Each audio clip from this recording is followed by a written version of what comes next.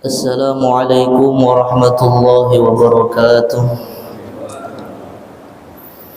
Nahmaduhu wa nasta'inuhu wa nastaghfiruh wa nu'minu bihi wa natawakkalu alayhi wa na'udzu billahi min syururi anfusina wa min sayyiati a'malina. Man yahdihillahu fala mudilla lahu wa man yudlilhu fala hadiya lahu. Asyhadu an la ilaha illallah wahdahu la syarika lahu wa asyhadu anna Muhammadan abduhu wa rasuluhu wa safiyyuhu la nabiyya ba'dah.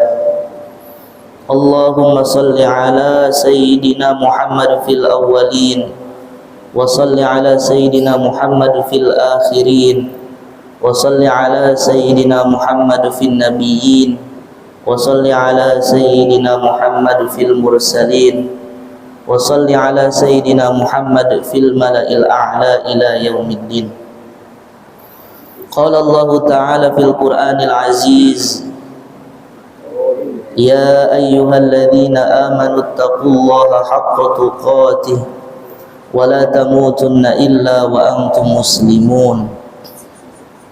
Wa qala habibuna Muhammad sallallahu alaihi wasallam, ittaqillaha haitsu ma kunta wa atbi'is sayyi'atal hasanata tamhuha wa khaliqin nas bi khuluqin hasan.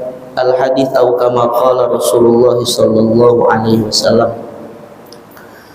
Hadratal muhtaramin, para alim ulama, para asatid, para masyayikh, para sesepuh Masjid Al-Muhajirin, wabil khusus Bapak Ketua DKM beserta jajarannya, dan para hadirin jamaah salat subuh yang mudah-mudahan kita semua senantiasa dalam lindungan, rahmat, bimbingan Allah Subhanahu wa ta'ala. Amin ya rabbal alamin. Di pagi hari ini hendaknya kita bersyukur kepada Allah Subhanahu wa ta'ala karena Allah masih memilih kita untuk bisa duduk dalam majlis ilmu. Duduk dalam majlis ilmu ini adalah satu pilihan. Melangkahkan kaki ke masjid untuk melaksanakan sholat secara berjamaah ini pun adalah pilihan. Manusia bisa taat kepada Allah, ini adalah pilihan. Ditolong sama Allah Subhanahu wa ta'ala, dibimbing oleh Allah Subhanahu wa ta'ala. Dan manusia pun ketika dia itu menjauhi daripada maksiat, menjauhi daripada apa yang dilarang oleh Allah Subhanahu wa ta'ala, ini pun adalah pertolongan daripada Allah Subhanahu wa ta'ala. Sehingga kita diajarkan senantiasa membaca doa, senantiasa membaca zikir yang kalau di hadisnya itu disebut haiqalah. Kita mengenal tasbihat, takbir, tahmid ya. Ada istighfar, ada sholawat, ada tasbihat, ada tahmid, ada takbir, ada tahlil, ada lagi haiqalah. Apa itu haiqalah? Yaitu mengucapkan la haula wala quwata illa billahil aliyyil azim. Nah ini.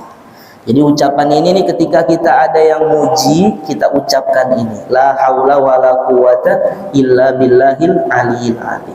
Kita bisa datang ke masjid, meninggalkan tempat tidur kita yang empuk ya. Ninggalin AC kita, ninggalin istri tercinta kita, datang ke masjid untuk melaksanakan perintah Allah, ini juga dari pertolongan Allah. Maka kita juga ucapkan la haula wala quwata illa billahil aliyyil azim. Hadirin Bapak dan Ibu jamaah salat subuh yang dirahmati Allah Subhanahu wa ta'ala, maka duduknya kita di sini kita niatkan untuk belajar daripada ilmu agama Allah Subhanahu wa ta'ala. Salah satunya niat kita duduk dalam majlis ilmu yaitu apa? Untuk menghilangkan kebodohan yang ada pada diri kita. Itu niatnya yang pertama ya. Selain kita mencari ridha Allah, tapi kita menghilangkan apa ketidaktahuan yang ada di dalam diri kita. Dengan kita duduk dalam majlis ilmu, sedikit banyaknya pengetahuan kita tentang agama ini akan bertambah. Sehingga apa? Tergantung pembahasannya. Kalau yang kita kaji adalah ilmu fikih, maka tata cara ibadah kita semakin hari akan semakin benar. Kemudian kalau kita duduk dalam majlis ilmu tauhid, ilmu yang membahas tentang keesaan Allah Subhanahu wa taala, maka keimanan kita sedikit banyaknya akan bertambah. Begitu juga ketika kita duduk dalam majlis ilmu yang lainnya, maka Allah Subhanahu wa taala akan senantiasa memberikan kepada kita ini bimbingan, sehingga umur kita bertambah, ilmu kita bertambah, kualitas ibadah kita pun semakin ada di sisi Allah Subhanahu wa taala. Hadirin dan hadirat jamaah salat subuh yang dirahmati Allah Subhanahu wa taala, kita melanjutkan kajian kita tentang kitab Nasaihul Ibad. Di sini kita masih membahas tentang hadis, salah satu hadis yang diriwayatkan oleh Abu Hurairah radhiyallahu anhu. Sekarang kita masuk dalam 3 perkara yang dapat menghapus dosa seseorang. Ketika orang itu melakukan 3 hal tersebut, maka dengan izin Allah Subhanahu wa taala, dosa-dosanya ini Allah akan ampuni. Sering kami sampaikan, setiap ada keutamaan-keutamaan satu amal yang di situ ada keutamaan yang menghapuskan dosa-dosa kita, maka perlu kita catat dosa-dosa tersebut adalah dosa kecil, ya. Kalau dosa besar harus ada tambahannya, apa? Yaitu taubat, bertaubat kepada Allah Subhanahu wa ta'ala, dan adanya nadamah, penyesalan, dan juga ada namanya apa? Kita azam dalam hati kita, berazam kuat agar tidak kembali lagi ataupun agar tidak terjerumus lagi kepada lubang yang sama. Itu kalau dosa kita dosa besar. Nanti kalau dosanya utang piutang, dosanya yang berkenaan dengan muamalah ataupun hakul adami, hak sesama manusia, maka ada tambahannya lagi. Selain kita taubat, menyesal, berniat tidak akan kembali mengulanginya lagi, kemudian kita harus menyelesaikan daripada kewajiban kita. Kalau punya hutang, ya, punya hutang maka harus dibayar, walaupun 100 rupiah, walaupun kecil harus dibayar. Kalau kita punya dosa, misalnya dulu masa-masa SMA ataupun SMP, ya kan, kadang kita makan gorengan, makannya 5 bilangnya 2-an gitu. Kita beli mie pakai kerupuk, ya, pakai kerupuknya ngambil 5 bilangnya makan gorengan, kan gitu. Itu dulu masa-masa jahiliyah sebelum kita tahu. Maka kalau kita teringat dosa itu, kita harus selesaikan itu. Bagaimana cara menyelesaikannya? Bersedekah. Kalau kita lihat, wah, orang yang jualan di kantin sekolah kita dulu udah nggak ada, udah dikubur, ya. Ahli warisnya masih ada nggak? Kalau kita cari nggak ada, nggak kenal, ya udah, cukup kita datang ke masjid, masukkan duit senilai yang kira-kira dulu kita belum bayar, masukkan niat untuk membayar, ataupun kita bersedekah kepada orang lain. Maka di sini disebutkan ada 3 perkara yang kiranya itu dapat menghapus dosa-dosa kecil kita. Apa yang pertama? Isbaghul wudu fis sabarat. Yang pertama, menyempurnakan wudu, menyempurnakan berwudu ketika ataupun di waktu yang kita benci, ataupun di waktu yang kita kurang senang untuk menyempurnakannya. Maksudnya apa? Di waktu dingin, ya. Kalau kita di bulan Ramadan itu, dulu saya ketika di Pakistan itu biasanya musim panas, ya. Jadi orang di sana itu biasa di bulan Ramadan di depan rumah disiramin, Pak, pakai air, pakai selang. kayak di steam gitu kan. Kenapa? Saking panasnya gitu. Nah kalau kita di musim panas ingin kayaknya tuh lama-lama dengan air gitu kan. Nah, tapi kalau musim dingin, misalnya kita ke puncak ataupun ya naik di daerah pegunungan, datang ke daerah yang dingin, maka di situ untuk menyentuh air aja kadang kita disentuh, habis itu dilepas lagi ya kan. Nah ketika kita masuk di saat seperti itu, kemudian kita bisa menyempurnakan wudhu, maka menyempurnakan wudhunya kita ketika itu dihitung salah satu penyebab daripada Allah mengampuni daripada dosa-dosa kita. Walaupun dengan kita berwudu sendiri ya, dengan kita berwudu dalam keadaan apapun itu sudah menghapuskan dosa ya. Ada ulama dulu namanya Imam Abu Hanifah, beliau itu dikasih kasab sama Allah Subhanahu wa taala. Beliau bisa melihat dosa-dosa yang berguguran dari tetesan air ketika seseorang itu berwudu. Kelihatan dosa dari wajah apa saja gitu kan. Dosa ketika kita membasuh kedua tangan, itu dari tetesan airnya dia bisa melihat dosa-dosa tersebut berguguran. Maka apa? Imam Abu Hanifah minta kepada Allah, ya Allah tutuplah mata kasab saya ini. Kalau orang kan sekarang pengennya tahu keburukan orang lain ya. Kalau orang dulu itu Imam Abu Hanifah dikasih kasab sama Allah, dia minta ditutup. Kenapa? Karena nanti dia akan tahu nih si fulan punya dosa ini gitu. Sampai sekarang masih ada Pak. Kalau kita sowan ke kiai ya, misalnya kan, kalau ke kiai yang karismatik gitu, belum kita ngomong dia udah tahu ya kan. Belum kita ngomong nih mau ngucapin apa dia udah tahu. Itu orang-orang yang dikasih kelebihan oleh Allah Subhanahu wa taala. Kemudian yang kedua yaitu wanaklul aqdam ilal jamaah, melangkahkan kaki untuk sholat berjamaah. Ini pun dapat menghapus daripada dosa-dosa kecil kita. Kemudian yang ketiga wantidharus shalah ba'da shalah, menunggu satu waktu sholat setelah kita melaksanakan satu sholat. Kita bahas yang pertama dulu, apa? Fa isbagul wudu, menyempurnakan wudu. Artinya menyempurnakan wudu itu apa? Dia berwudu dengan sesempurna mungkin. Artinya fardu sudah pasti, rukun itu harus dijalankan. Rukun-rukunnya wudu itu harus dijalankan. Fardu-fardunya wudu harus dijalankan. Maka kita sedikit membahas tentang fardunya wudu. Fardunya wudu menurut Imam Asy-Syafi'i rahimahullahu ta'ala itu ada 6 ya. Arkanul wudu, rukun-rukunnya wudu itu ada 6, ataupun furudul wudu, fardunya wudu itu ada 6. Apa yang pertama? Yang pertama yaitu niat. Yang pertama niat.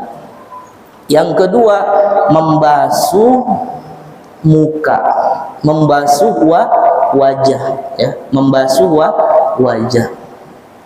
Dalam mazhab Imam Syafi'i, niat itu hendaknya dilakukan dengan kita berbarengan melakukan satu amalan tersebut ya. Jadi niat itu bukan syarat, tapi niat itu rukun. Jadi beda rukun beda syarat Pak ya. Bedanya rukun sama syarat itu apa? Kalau syarat itu adalah hal-hal yang harus kita ada, yang harus kita datangkan sebelum kita melakukan satu perbuatan ataupun satu amal gitu. Misalnya syarat sahnya sholat. Apa syarat sahnya sholat? Seseorang dia itu harus suci ya, baik dari hadas kecil maupun hadas besar. Maka kapan seseorang itu suci? Ya ketika dia belum melaksanakan sholat. Ada namanya rukun. Kalau rukun itu adalah suatu hal yang ada ketika kita sudah mulai melaksanakan amalan tersebut. Itu namanya rukun. Jadi lain rukun, lain syarat. Kalau syarat harus ada sebelum kita melaksanakan satu amal, dan harus tetap ada sampai kita selesai melaksanakan amal tersebut. Ya tadi misalnya syarat sahnya sholat apa? Suci dari hadas kecil dan hadas besar. Maka kita suci dari hadas kecil dan hadas besar ini harus kita suci sebelum sholat sampai kita selesai sholat. Kalau rukunnya sholat apa? Takbiratul ihram misalnya, ya, takbir yang pertama. Maka takbir yang pertama ini adanya kapan? Ketika kita mulai melaksanakan satu amal, itu namanya rukun ataupun kefarduan. Maka fardunya wudu menurut mazhab Imam Syafi'i itu ada 6. Ada 6. Yang pertama niat. Kemudian yang kedua yaitu membasuh muka. Ya, yang kedua membasuh muka. Imam Syafi'i dalam masalah niat dia harus berbarengan dengan melaksanakan rukun yang pertama setelah niat, yaitu apa? Membasuh muka. Jadi kapan kita niatnya? Niatnya yaitu ketika kita membasuh muka. Ya, niatnya itu ketika kita membasuh muka. Ya, bukan kita niat ketika mencuci tangan kita sambil membaca syahadat, ya. Salah satu adab-adabnya itu, ya, walaupun bukan sunnah, ya, adab-adabnya ulama mengajarkan salah satunya ketika kita membasuh tangan sebelum wudu kita membaca syahadat sambil baca bismillah, kan gitu. Nah, kadang ada orang itu niat di situ, nawaitul wudu'a li raf'il hadatsil asghari fardhol lillahi ta'ala. Nah, niatnya pakai apa?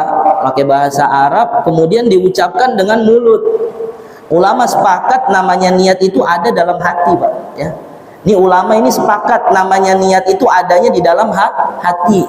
Enggak ada niat itu nawaitul wudu'a usolli fardhos subhi usolli fardhol asri, ya.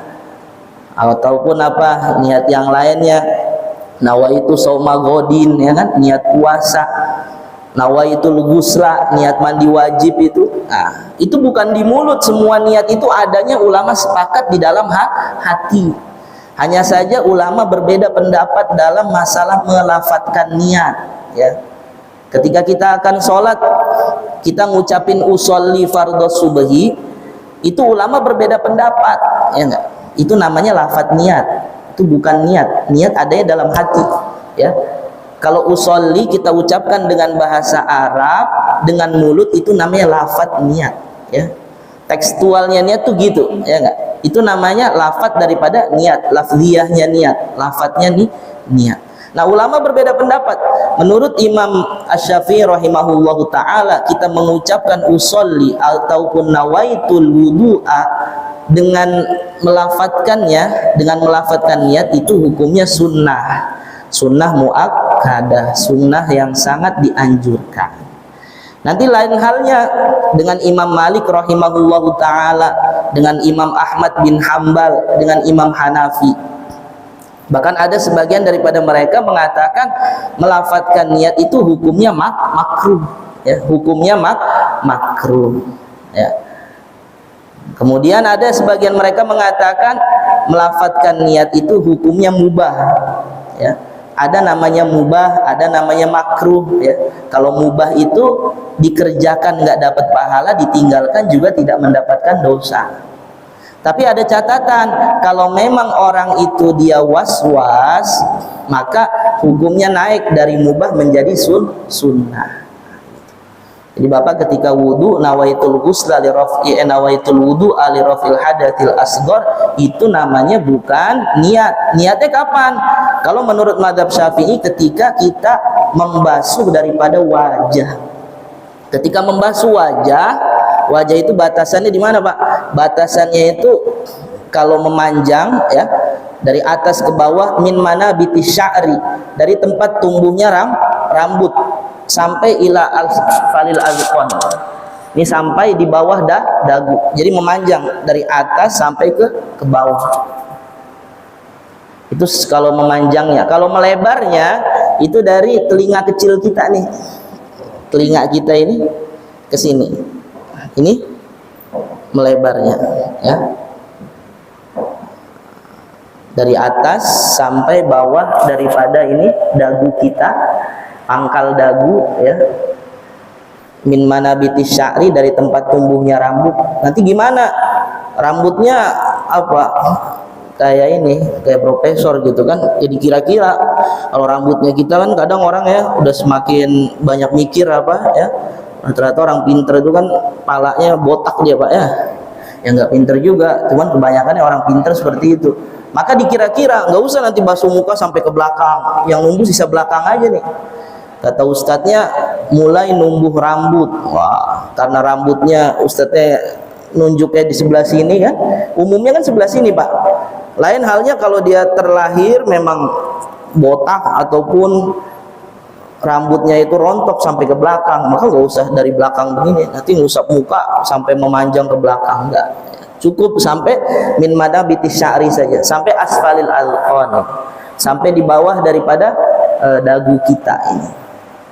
Kemudian kalau melebarnya ini sampai sini. Dari telinga nih, telinga ada ininya. Nah, sampai jadi kena itu dagu ini kena nih. Sini jenggot-jenggot itu semua kena. Nah, itu batasnya membasuh muka. Nanti ada beda basuhan sama beda mengusap. Dalam wudhu itu ada membasuh, ada mengusap. Kalau membasuh itu disyaratkan harus mengalir airnya, harus mengalir. Ada ulama yang mengatakan paling sedikit itu mengalir berapa? 2 tetesan itu paling sedikit.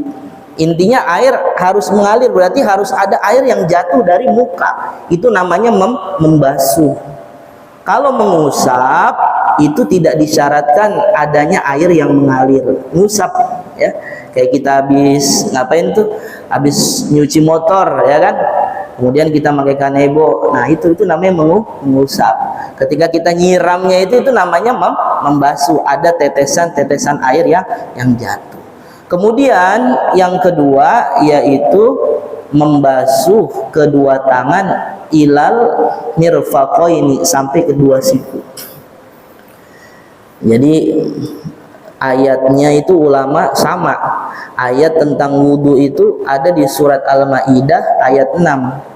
Ya ayyuhalladzina amanu idza qumtum ilas sholati faghsilu wujuhakum wa aydiyakum ilal marafiqi wamsahu biru'usikum wa arjulakum ilal ka'bain.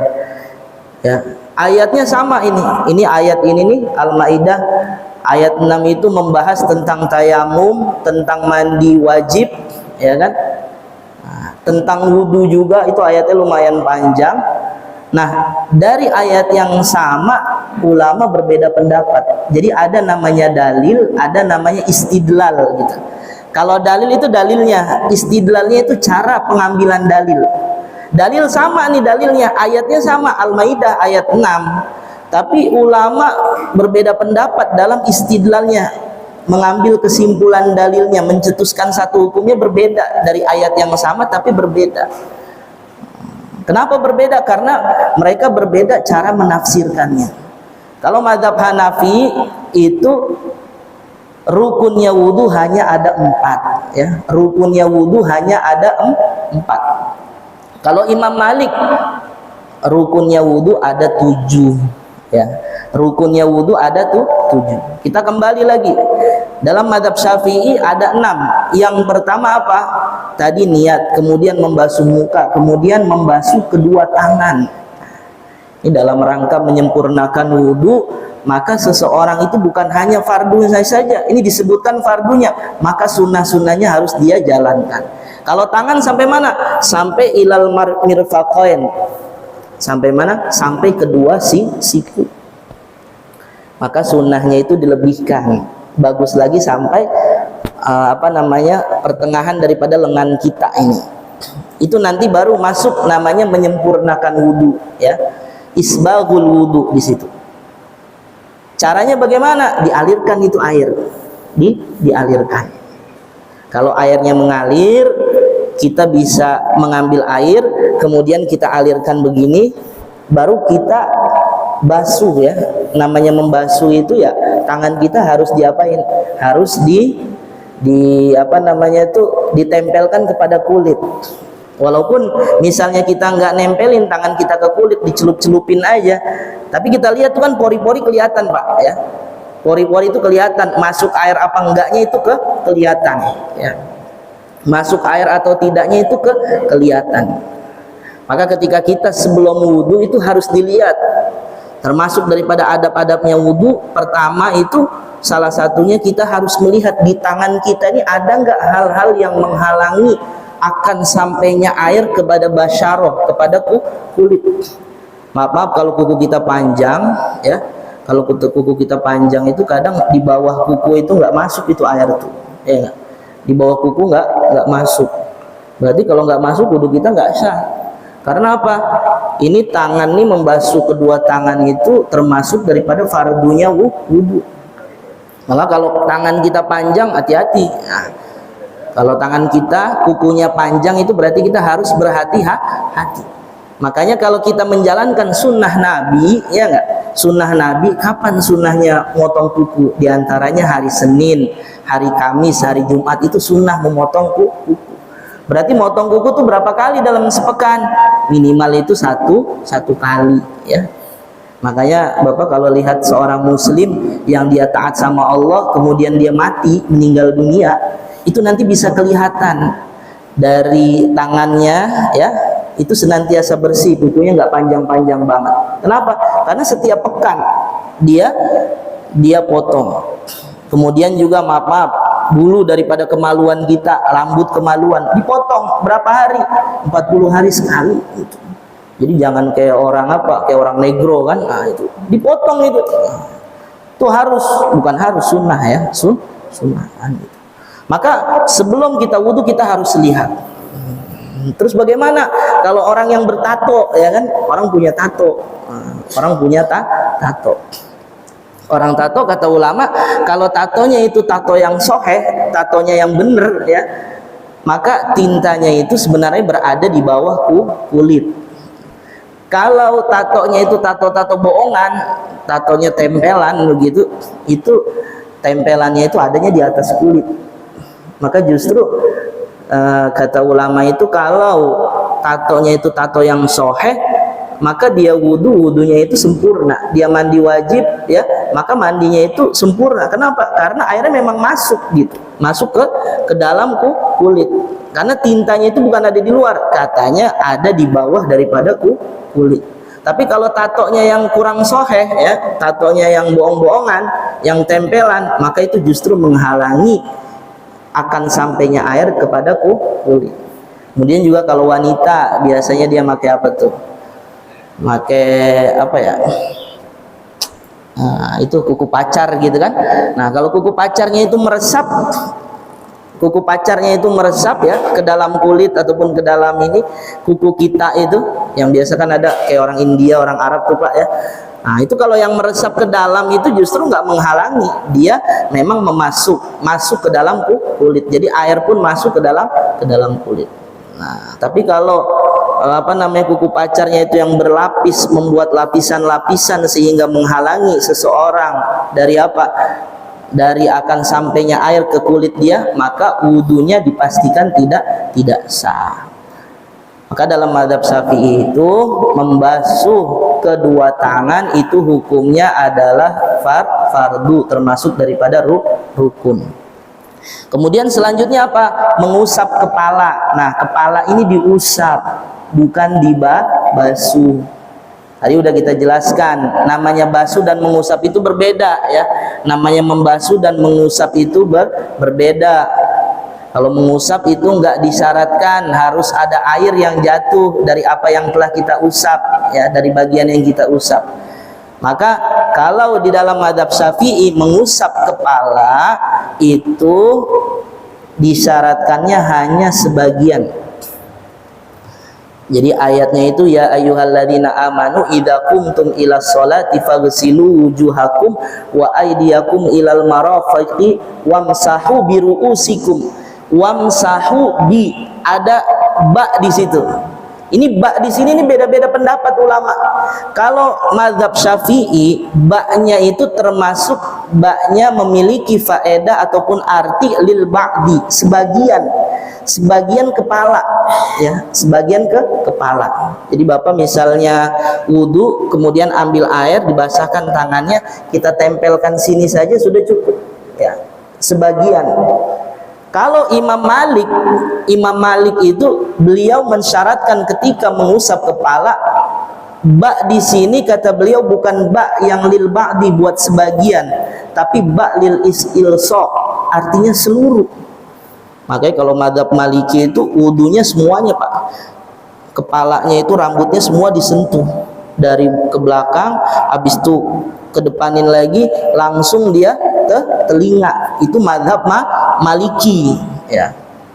Nggak cukup kalau sebagian gini saja, nggak cukup, nggak sah menurut beliau, ya.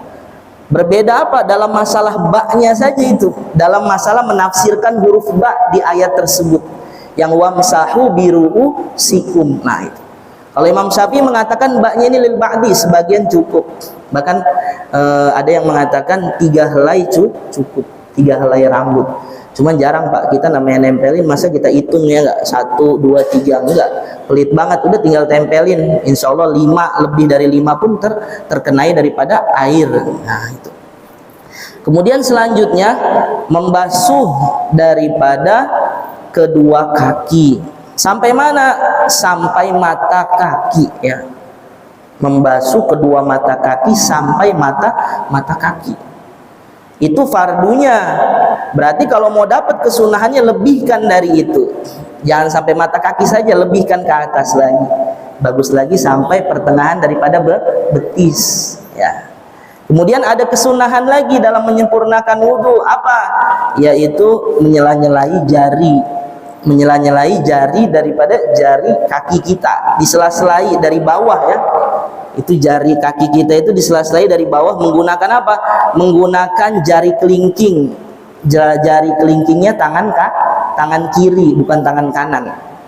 Dari mana? Bukan dari atas ke bawah, tapi dari bawah, dari sela-sela bawah jari itu. Kita perhatikan apa namanya kaki itu. Kaki itu makanya dalam adab-adab istinja, ya, adab-adab WC juga, pertama kali ketika kita masuk WC, ya, kalau memang di situ ada airnya cukup, apa yang pertama kali kita basuh? Yaitu kaki kita siram dulu, ya gak? Kaki kita siram dulu. Nah, kata menurut ahli itu ada seorang kiai, beliau dapat daripada seorang ahli, kalau kita masuk ke dalam WC toilet, salah satu adabnya itu kita memakai alas kaki, Pak. Memakai alas kaki alias memakai sendal. Oke, bapak-bapak, kalau di rumah itu kalau bisa ada di dalam WC-nya itu ada apa? Ada alas kaki, ada sendal khusus untuk masuk WC, ya. Nanti sampai perbatasan antara WC dengan dapur itu ganti sendal gitu bagusnya, ya. Itu apa namanya, sendalnya khusus untuk di dapur, di WC. Kenapa? Karena di dalam toilet, dalam WC itu di situ ada bakteri katanya. Ada bakteri yang akan bisa masuk dari pori-pori kaki kita itu, dari kaki kita itu, dari bawah kaki kita, dan nanti berujung kemana? Ke otak. Tapi itu lama prosesnya. Maka salah satunya nanti kalau kita masuk itu bakteri sampai ke otak kita akan menyebabkan pikun, pikun. Maka salah satu daripada adabnya ketika kita masuk WC itu kita harus memakai alas kaki. Tapi alas kaki jangan ditinggal di dalam WC aja, nanti jadi berlumut, licin, bisa membahayakan. Bawa keluar, ya, diberdirikan. Kalau kita di rumah tuh enak sebenarnya mengamalkannya. Lain kalau kita ini berada di tempat umum seperti itu. Kadang ada masjid-masjid yang toiletnya ini ada ada alas kakinya, tapi karena nggak dirawat sehingga jadi kotor, sendalnya itu sampai berjamur, sampai lumutan seperti itu. Nah, kemudian kita lanjut rukun selanjutnya, yaitu setelah membasuh kedua kaki sampai mata kaki, yang terakhir adalah tertib. Jadi nggak boleh, kalau dalam mazhab Syafi'i itu disyaratkan rukunnya wudhu itu harus ada namanya tertib. Jadi habis muka ya tangan, jangan habis muka kepala, habis kepala baru tangan. Ini nggak boleh. Kenapa? Karena kata beliau dalam ayat ya ayyuhalladzina amanu idza qumtum ilas sholati faghsilu wujuhakum, itu mulai dari fa-nya kemudian wawu atofnya itu semuanya litartib, untuk menerangkan tartib. Kan penyebutannya jelas, faghsilu wujuhakum, pertama wajah dulu, kemudian wa aydiyakum ilal marafiq, kedua tangan sampai siku, kemudian wamsahu biruusikum, ayatnya seperti itu, baru mengusap kepala, kemudian wa arjulakum ilal ka'bain, mata kedua kaki sampai kedua mata kaki. Maka di situ beliau mengatakan harus tartib. Rukunnya wudu menurut mazhab Syafi'i itu adalah terakhir, yang keenam adalah tartib.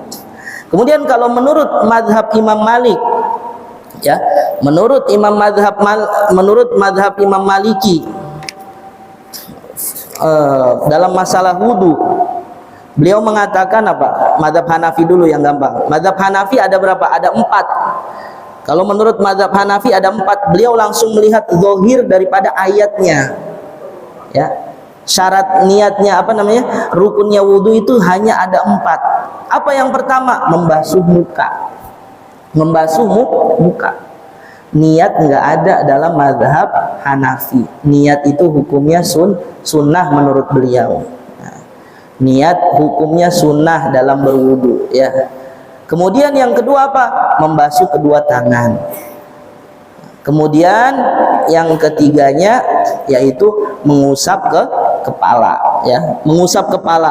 Kalau dalam mazhab Hanafi mengusap kepalanya ini beliau mengatakan batasannya itu seperempat. Dalilnya mana? Dalilnya ketika Nabi datang berkunjung ke rumah seorang salah sahabat, ya, ke rumah salah satu daripada sahabat Nabi, kemudian Nabi buang air. Setelah buang air beliau berwudu. Ketika berwudu dilihat, oh ternyata ketika beliau berwudu itu mengusap kepalanya sampai nasiyah. Nasiyah itu apa? Ubun-ubun. Nah, ubun-ubun dari depan sampai ubun-ubun.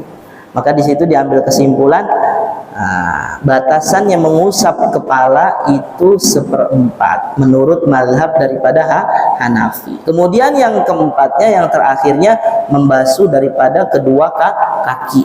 Nah, itu sama, membasuh daripada kedua kaki. Ada berapa? Totalnya hanya ada 4. Dalilnya mana? Sama dalilnya tadi, ya. Dalilnya ayat Al-Maidah, ayat ayat 6 di dalam surat Al-Maidah. Di situ hanya disebutkan apa? Faghsilu wujuhakum. Memang dalam tekstualnya itu yang hanya disebutkan hanya 4 saja. Nah, hanya 4. Kok Imam Syafi'i bisa 6? Kenapa? Niatnya mengambil daripada hadis-hadis. Dalil yang lainnya itu hadis. Kemudian selanjutnya, kalau menurut Imam Malik itu rukunnya wudu ada 7, Pak.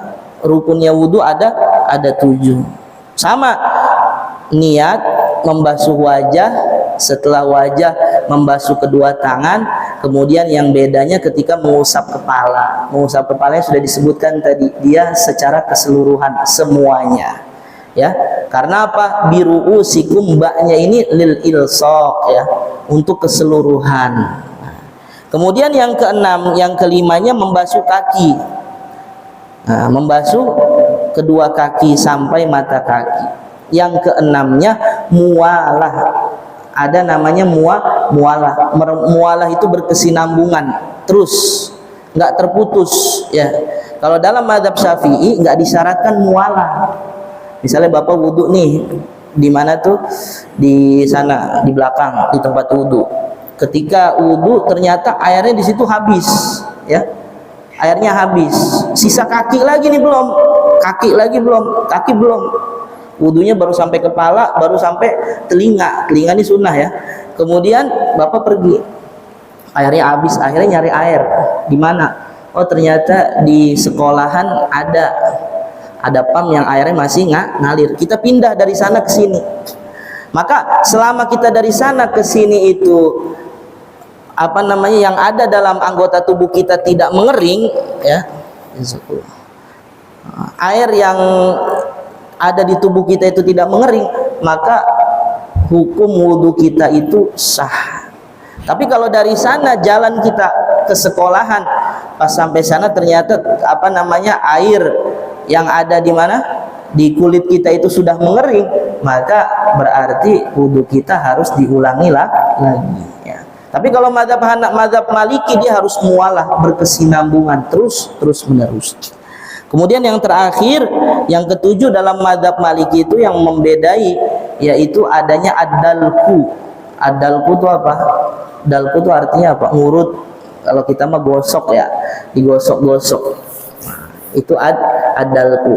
Tadi kalau membasuh itu enggak kita gosok, airnya mengalir saja, kemudian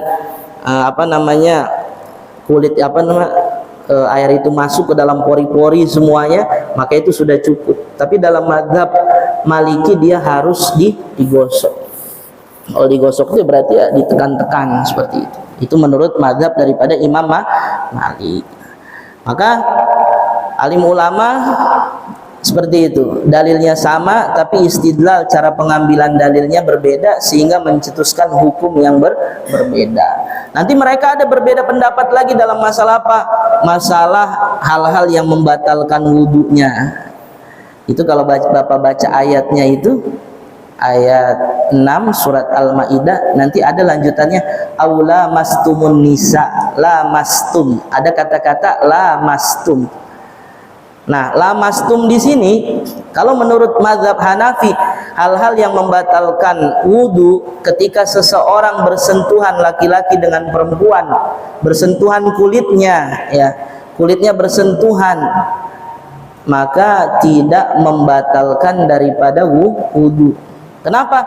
Karena dalam lamastum itu artinya bukan bersentuhan tapi aijama'tum, maksudnya menggauli. Nah, kalau kita menggauli istri kita baru batal wudunya. Apalagi menggauli istrinya orang, maka nggak boleh, udah haram.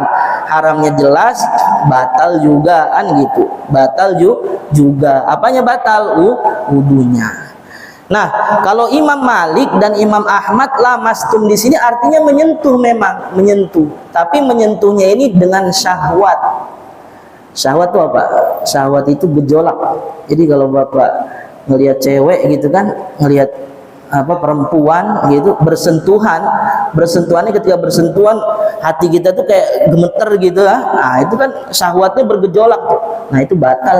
Tapi kalau nyentuh doang biasa aja nih, hatinya tenang aja gitu kan. Nah, berarti tidak batal daripada wudunya. Itu kalau menurut Imam Malik dan Imam Ahmad seperti itu.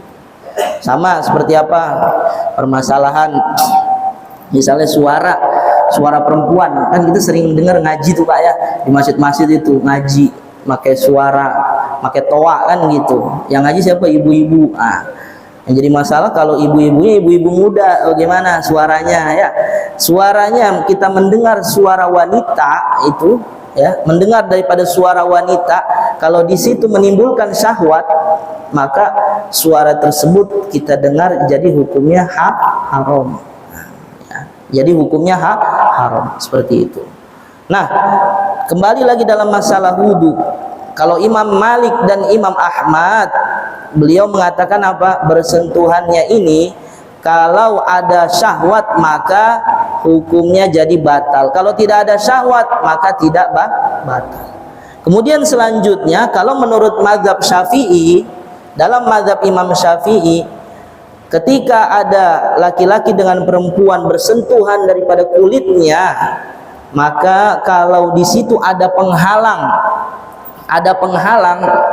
antara kulitnya, kulit laki-laki dan kulit perempuan itu, maka wudunya tidak batal. Dalilnya apa? Dalilnya sama Pak. Dalilnya sama. Hadis sahih ketika Nabi sholat di malam hari, kemudian ketika beliau sholat mau sujud, ternyata ada kakinya Sayyidatina Aisyah ngalangin tempat sujud Nabi. Maka Nabi pindahkan daripada kaki beliau, dipindahin kakinya Aisyah. Nah, dalilnya sama tapi istidlalnya, cara pengambilan dalilnya berbeda. Nah, kata Imam Malik tuh, lihat, Nabi ngambil, menurut Imam Ahmad, Nabi ngambil mindahin kakinya Aisyah, ya. Berarti kan bersentuhan laki kulitnya kan? Kulit Nabi dan kulit Aisyah itu bersentuhan. Nah, ini kita perlu garis bawahi ya. Jadi kalau istri itu kita bersentuhan dengan istri itu juga membatalkan wudu gitu. Nah, Nabi mindahin kakinya Aisyah, kata Imam Malik, di situ berarti kan kulit Nabi dan kulit Aisyah bersentuhan. Maka kenapa kok Nabi setelah memindahkannya tetap melanjutkan sholatnya, nggak ngulangin lagi? Berarti kan sholat Nabi nggak batal. Maka beliau ambil kesimpulan kalau nggak ada syahwat maka tidak batal. Apalagi kalau Imam Hanafi, lamastumnya itu bukan bersentuhan tapi aijama'tum, maksudnya menyetubuhi daripada wanita. Nah, itu baru membatalkan wudu. Tapi Imam Syafi'i dari hadis yang sama tadi, beliau mengatakan apa? Aisyah itu adalah wanita yang sangat baik, yang sangat terjaga ya.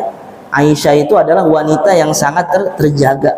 Maka seorang wanita yang baik, ya kan, tidak mungkin dia tidur tanpa menggunakan kain sehelai pun. Nah, maka maksudnya apa? Kata Imam Syafi'i, ketika Nabi memindahkan daripada kaki Aisyah yang menghalangi sujud Nabi itu, maka di situ tuh ada sehelai kain yang menghalangi antara kulit Nabi dan kulit Aisyah, sehingga Nabi setelah memindahkannya tidak memulai sholat lagi tapi langsung melanjutkan sholatnya. Artinya sholatnya tidak batal. Itu hadisnya sama tapi istidlalnya, cara pengambilan dalilnya, mencetuskan hukumnya berbeda. Maka kita lanjut. Nah, dalam sudah itu masalah isbagul wudu, menyempurnakan wudu itu sudah selesai. Kemudian yang kedua yaitu naklul aqdam ilal jamaah, melangkahkan kaki ke mana? Untuk sholat berjamaah. Ini kadang ada orang tinggal di samping masjid, Pak. Itu azan toa masjid itu kayaknya udah kenceng ya, tapi ditutupin memang telinganya itu. Kadang dia dengar tapi nggak ada tergugah hatinya. Kalau sahabat Nabi itu ya, nah, ada sahabat Nabi apa, ketika mendengar azan mukanya langsung merah.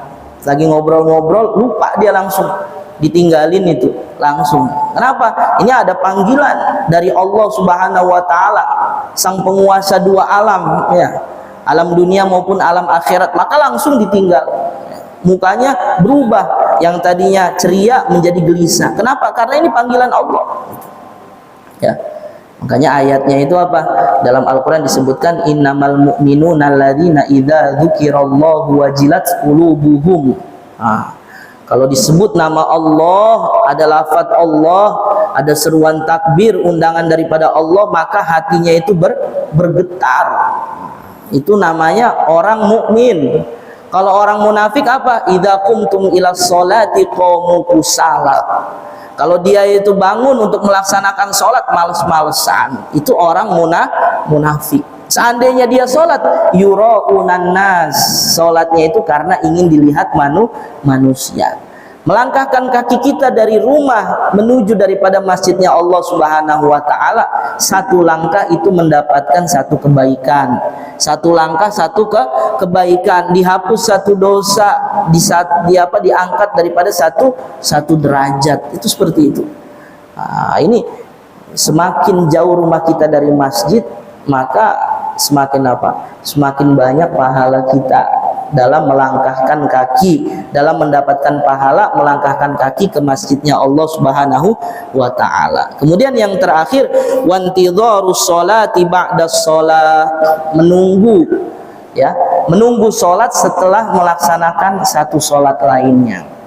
Maka disampaikan kalau kita ini mau mendapatkan keberkahan dunia akhirat, Pak, minimal kita ini harus menjaga 4 waktu. Menjaga 4 waktu. Waktu apa saja? Yang pertama sebelum sholat subuh. Kalau bisa sebelum sholat subuh kita ini sudah bangun, sudah mandi, sudah tahajud, kita berzikir kepada Allah Subhanahu wa ta'ala. Kemudian yang kedua, waktunya itu setelah sholat subuh sampai waktu isyraq. Kalau kita nggak ada keperluan pulang ya ke rumah, nggak ada keperluan, nggak ada hajat, kita latihan i'tikaf, nambah waktu lagi di masjid. Jadi habis subuh jangan pulang sampai waktu isyraq. Setelah masuk waktu isyraq baru kita sholat. Sholat apa? Sholat isyraq. Mau sholat isyraq silakan, ataupun kalau kita bilang nggak ada sholat isyraq, ya udah nggak apa-apa, langsung sholat duha, karena waktu isyraq itu adalah waktu duha awal. Kemudian yang ketiga, waktu yang harus kita jaga yaitu waktu sebelum masuk sholat maghrib. Nah, setengah jam sebelum maghrib, usahakan 15 menit sebelum maghrib kita sudah datang ke masjid berzikir kepada Allah Subhanahu wa taala. Karena waktu di sini waktu di mana orang-orang ini pada lalai Kalau kita pulang kerja itu biasa orang lagi pada macet kan gitu, lagi pada macet. Kalau seandainya nggak memungkinkan sampai rumah tepat waktu, daripada kita harus nunggu macet, mendingan kita diam saja di kantor kita. Nanti pulangnya habis isya kalau jauh kan gitu. Kita manfaatkan waktu tersebut. Kenapa? Karena waktu sebelum masuk waktu sholat maghrib itu waktu yang diberkahi Allah Subhanahu wa taala. Kemudian waktu yang keempat yang harus kita jaga yaitu waktu setelah sholat maghrib sampai waktu isya. Nah, kalau bapak-bapak belum terbiasa itikaf antara maghrib dan isya, maka kita mulai. Kenapa? Karena disitulah waktu Allah Subhanahu wa taala memberikan keberkahan dunia maupun akhirat kepada kita. Ngapain kita di masjid? Baca Al-Quran. Ngapain kita di masjid? Baca Al-Quran. Udah bacanya masih terbata-bata, Ustadz, nggak apa-apa. Yang penting Bapak ada gurunya belajar, ya. Jangan sampai yang jadi masalah tuh kalau kita baca Al-Quran udah nggak lancar, kita nggak punya guru. Nah, ini yang berdosa. Tapi kalau kita dalam tahap belajar punya guru gitu kan, kemudian bacaan Al-Quran kita masih belum lancar, ini kita nggak berdosa, Allah Subhanahu wa taala ampuni. Kenapa? Karena niatnya belajar. Kalau yang tadi kok berdosa karena dia nggak ada niat belajar gitu.